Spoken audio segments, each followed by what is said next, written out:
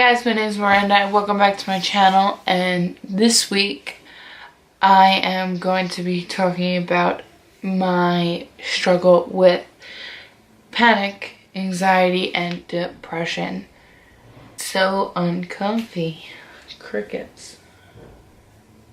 This really isn't something that I talk about very often because it's not something that really gets acknowledged in the world, because it gets pushed aside very easily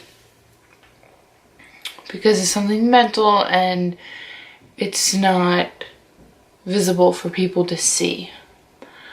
And I do want to put a disclaimer out really quick that I wasn't going to make a video like this because I do not know everything about mental health at all. I am just going to say my journey and how I deal with it on a day-to-day basis and my experience with it.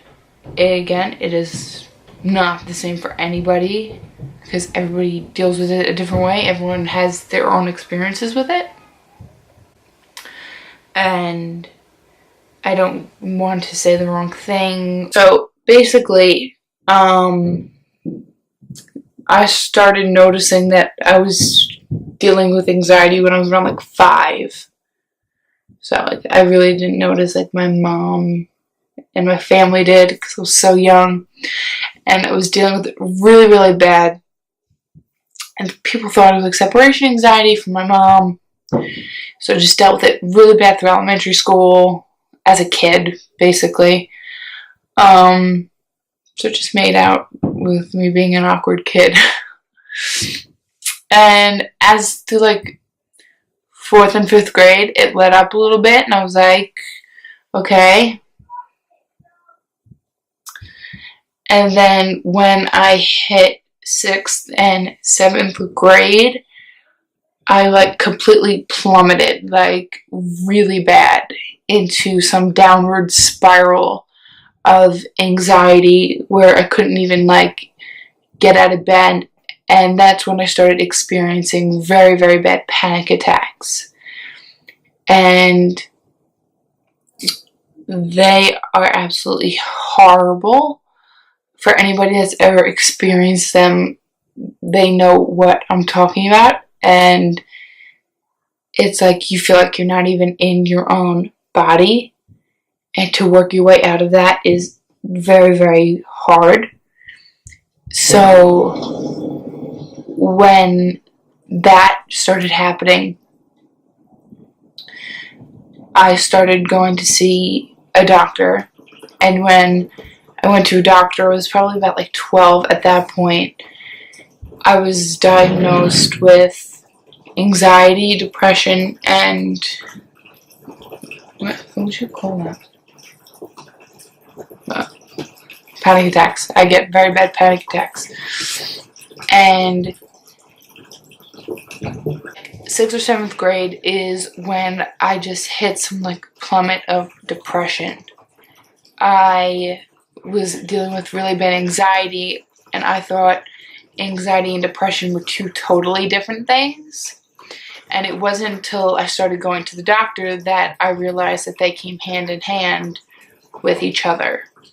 I thought anxiety would be so different because you're constantly worried and anxious about something, and depressed, I thought you really didn't care. And in my head, it didn't make sense to me how you could be dealing with both at the same time. And dealing with both at the same time is a living hell.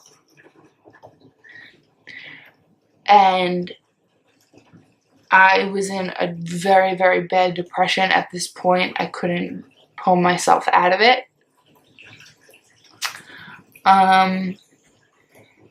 It was a very, very low point, and I wasn't even going to school. It was a very, very hard time. Give like a year or two later, you're still a kid. I was about 12, so things slowly got better, you know. And the doctors always tell you you're going to have like your good times, bad times, you work through it, you work on bettering yourself. And it wasn't until recently, it wasn't until about the last year or so, that I realized how difficult dealing with something like this can be. Because at some times you really, like my teenage years, from like 12 to 16, I was doing really good. I would say that I really pulled myself out of that anxiety and depression mode, and I was doing really good. I was having panic attacks less often. I was managing my anxiety very, very well. Depression was hardly there at some points, and I had a whole bunch of friends, and life was good for me at that point. And it was pretty good. And then from like 16 till now have been very, very hard. And also now, me being older, you have different coping mechanisms and different skills on how to help with depression and how to help with coming out of a panic attack and dealing with anxiety on a daily basis. But it is one of the hardest things that I have to deal with. And having depression is so hard. You lay in bed and you don't want to do anything. And yet anxiety is, you're worried about not getting something done. So it's such a hard thing. And just briefly, I remember, just briefly still, in me coming out recently, this could be a very big flare-up in my anxiety and depression stage and panics, because I was going into panic attacks on what if this happens when I say this to someone else, and the overall anxiety on what's going to happen. And my depression completely plummeted because I lost a lot of my friends during this time period. And it sucks because that's the point that I'm at now. But at the same time,